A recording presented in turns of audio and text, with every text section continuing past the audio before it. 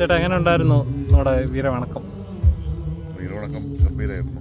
29-ന് തമിഴ്നാട്ടിൽ 200ഓളം തിയേറ്ററിൽ റിലീസാവുകയാണ്. 10 വർഷം മുമ്പ് മലയാളത്തിൽ റിലീസ് ചെയ്ത വസന്തത്തിൻ്റെ കനൽ വഴികളിൽ സിനിമയുടെ 2ാം ഭാഗമായിട്ടാണ് തമിഴിൽ വീരവണക്കം വരുന്നത്.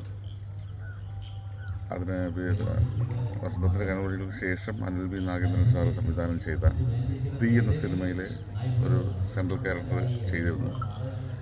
അതിനുശേഷം തമിഴിലെ ആദ്യ സിനിമയാണ് വീരവണക്കം. ഒരുപാട് പ്രതീക്ഷയോടെയാണ് സിനിമയെ കാണുന്നത്.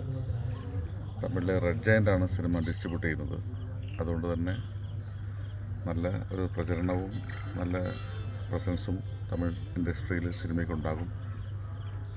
സമുദ്രകനി സാറുമായിട്ടുള്ള എക്സ്പീരിയൻസ് എങ്ങനെ ഉണ്ടായിരുന്നു? സമുദ്രകനി സാറ് 10 വർഷം മുമ്പ് 13 വർഷം മുമ്പാണ് വസന്തത്തിൻ്റെ കനവഴികൾ ഷൂട്ട് ചെയ്തത്.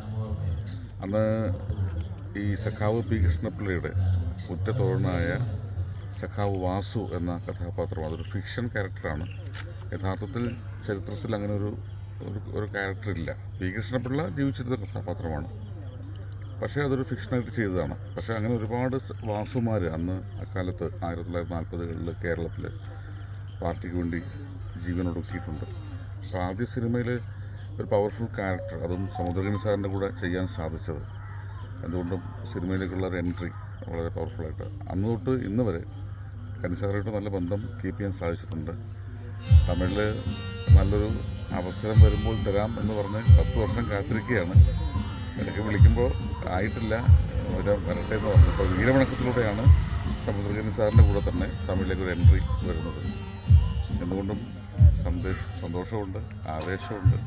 29 കഴിഞ്ഞാൽ രണ്ട് പ്രിവ്യൂ ഷോ തമിഴ്നാട്ടിൽ കഴിഞ്ഞു.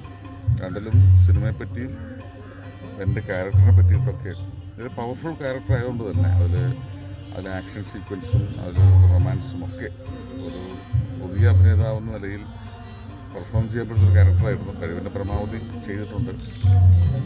പിന്നെ തമിഴിലായതുകൊണ്ട് അതെങ്ങനെ സ്വീകരിക്കപ്പെടും എന്നറിയില്ല. നല്ല പ്രതീക്ഷയോടെ കാത്തിരിക്കും.